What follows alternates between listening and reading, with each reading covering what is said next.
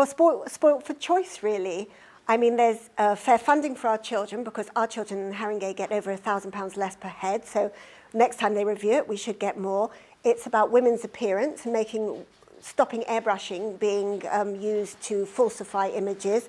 It's about freezing council tax. It's about name blank employment. Could make a huge step change if people could use their national insurance numbers to apply for jobs and then not be discarded because their name is foreign and alien. And that may find its way into the Equality Bill.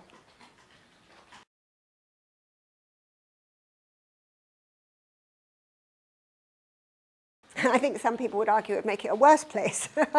However, both are really, really important. Obviously, casework is at the heart of helping people.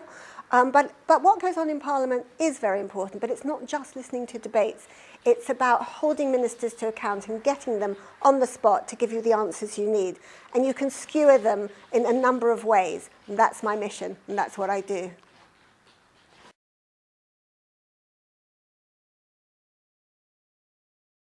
How long have you got? I think fair voting would be a start, because half of this country votes and doesn't seem any recognition of their vote in what happens. But actually, at the coalface of power, I've been shocked since I was elected in 2005 to find how anti-democratic Parliament is, in as much as the government will skew business so you don't even get to debate or talk about anything that they find difficult. And in my view, the dynamic of a good idea should hold sway, and that's what democracy should be about. All our voices, not just what the government says, even though they can get things through on their vote. That's not the point. Air it, make it transparent, listen.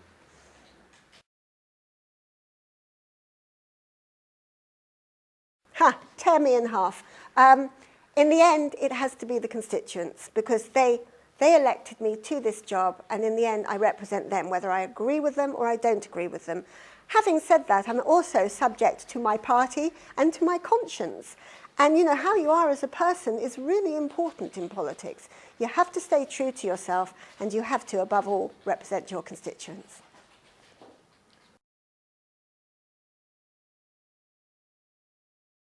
Do you know, I ask myself that question all the time. Actually, I was always trying to help people. Even when as a schoolgirl, I used to visit old people, whether they wanted to be visited or not. And it's that desire to change the world that made me want to be an MP. And when I was a volunteer at the Royal Free Hospital, I saw that all the volunteering in the world, as magnificent it was in the personal gratitude you got from people, it didn't change the system. And every piece of equipment had the name of who had donated it. And the nurses never had time, and it's the caring side of nurses that I campaign for.